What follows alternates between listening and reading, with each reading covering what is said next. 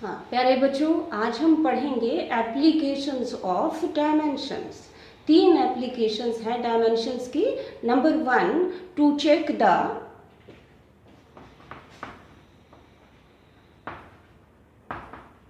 accuracy or correctness of a given physical equation। Normally एक equation दी होती है एग्जाम में। फॉर एग्जाम्पल,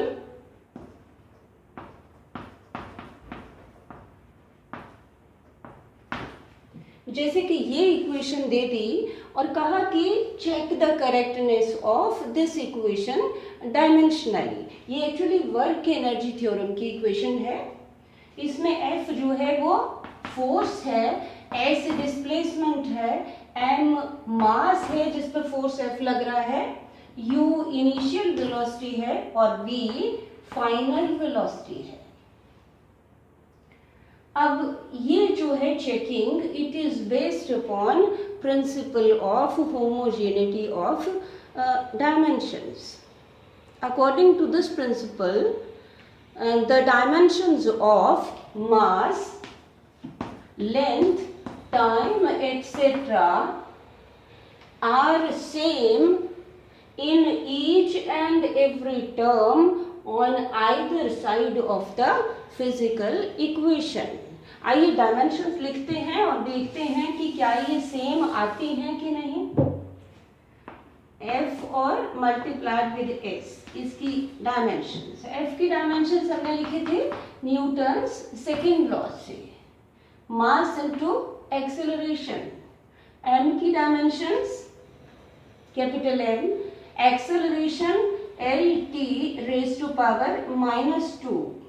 ये तो हो गए फोर्स की डायमेंशंस। आगे S, लेंथ है L पावर 1। तो ये कितना बन गया M, यहां से L और L पावर्स कितनी हो गई L2 T raise to power -2। Correct, ये डायमेंशंस हो गए इस टर्म की। अब चलिए आगे चलते हैं। Half M V square. जब हम स्क्वायर ब्रैकेट लगाते हैं तो means we are talking about dimensions of this quantity. Half की कोई डायमेंशंस नहीं, M capital M, velocity final velocity LT -1, इसका स्क्वायर। तो आपके पास कितना आ गया M L2 T -2। चलिए नेक्स्ट टर्म देखते हैं। Half M U square, U is initial velocity. Half की कोई डायमेंशंस नहीं, small m dimensions capital M, velocity चाहे इनिशियल हो या फाइनल सेम डायमेंशंस, इसका स्क्वायर M L2 T -2। तो आप देख रहे हो कि dimensions of mass, length and time are same in all the terms. So it means this equation is dimensionally correct. और अगर ये सेम ना आए तब आप क्या लिखेंगे? The equation is incorrect dimensionally. अब आपने क्या करना है कि आपकी बुक में जितनी भी एक्सरसाइजेस दी हुई हैं इस तरह की, वो सॉल्व करनी हैं। Thank you.